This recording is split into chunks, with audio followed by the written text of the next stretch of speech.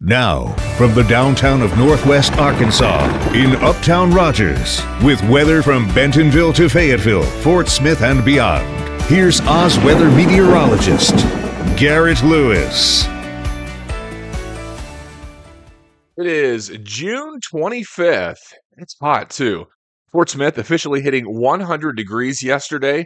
We broke a record in Fayetteville that was set back in 1988. It was 99 in Fayetteville, the record 98 degrees, just by 1 degree. Today, they added cloud cover and a few pop-up showers. Could keep temperatures 1 or 2 degrees below the century mark, but we're still in for a pretty toasty day. We do have some changes, though. That ridge of high pressure causing the heat backpedals west. As a result, we get storms on the northwest side of that high that roll into the area overnight and into the first part of the day on Wednesday. So let's get to it. What's going on out there? This is a live look out towards Fayetteville, looking towards the north, and you can certainly see some cloud cover that's out there this morning, some high clouds.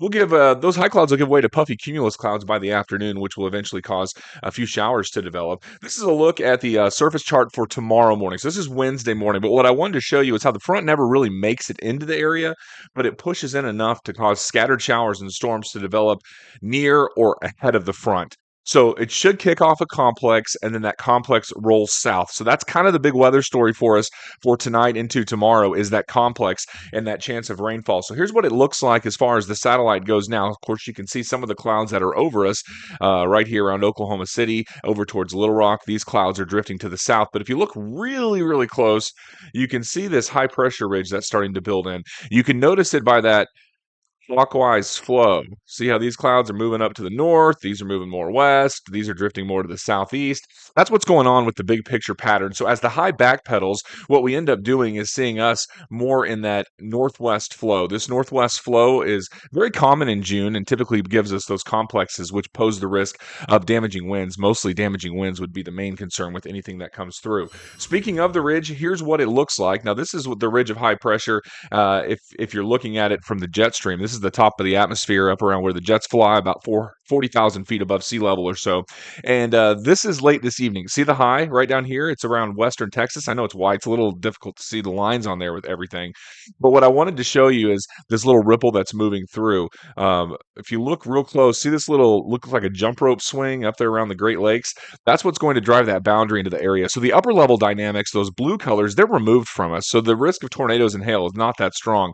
But we do get that complex that rolls in the morning, kicked off by this little disturbance that moves through. We call them short waves because they're not very big. They're not a long wave pattern. It's just a real quick short wave. That little ripple that rolls around the high, that kicks through Tuesday night into Wednesday. Then the ridge builds back in, and it looks like there's another ripple right there. That's actually next let's see, Friday. That's actually going to be Friday night into Saturday as the ridge starts to build more towards the east. It also gets a little flattened, so I think we get some scattered showers as we head into the weekend too, as this next little ripple moves through. So you're looking at these ripples rotating around the high. Number one later today, and then number two closer towards the weekend. Both should kick off some scattered showers and storms, and it looks like there's another one lined up back behind that. That's on July 2nd. Negative tilt on that. That's probably going to cause some severe weather out across parts of Minnesota and Michigan.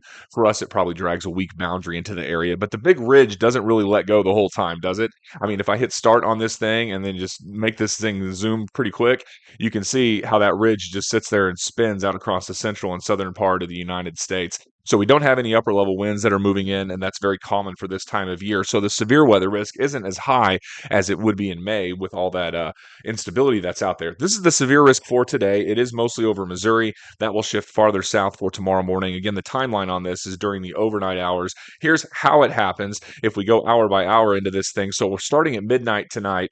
Should be mostly clear. Now, we could have some pop-up stuff in the afternoon today. That's certainly a possibility. But the better chance of rain is late tonight. So here's this complex dropping south. Notice the bulk of it, too, starts to get across eastern Missouri. These complexes are like pouring cold water on a table.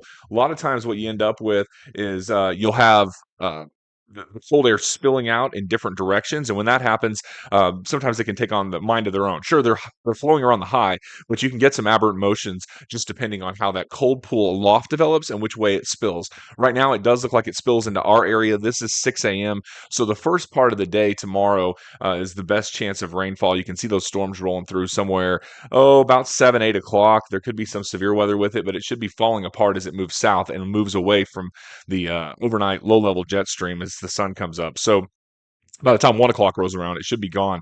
So yeah, we've got this complex rolling through late tonight. I think the earliest it moves in is about 3 or 4 in the morning. Realistically, it's probably going to be closer to 6 and 7 in Northwest Arkansas, probably closer to 7 or 8 in the Fort Smith area. This on Wednesday. So tomorrow we'll look for that complex to drop in on that northwest flow. I wish I could tell you we're going to get some good rain totals out of this, but it doesn't look like it's going to be that much. Rainfall totals will be light as the showers and storms move on in. I'll see if I can pull this one up for you real quick. There you go.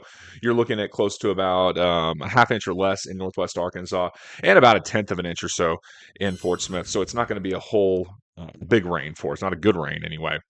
That's what's going on weather-wise. Sunny and hot for Tuesday, upper 90s to near 100.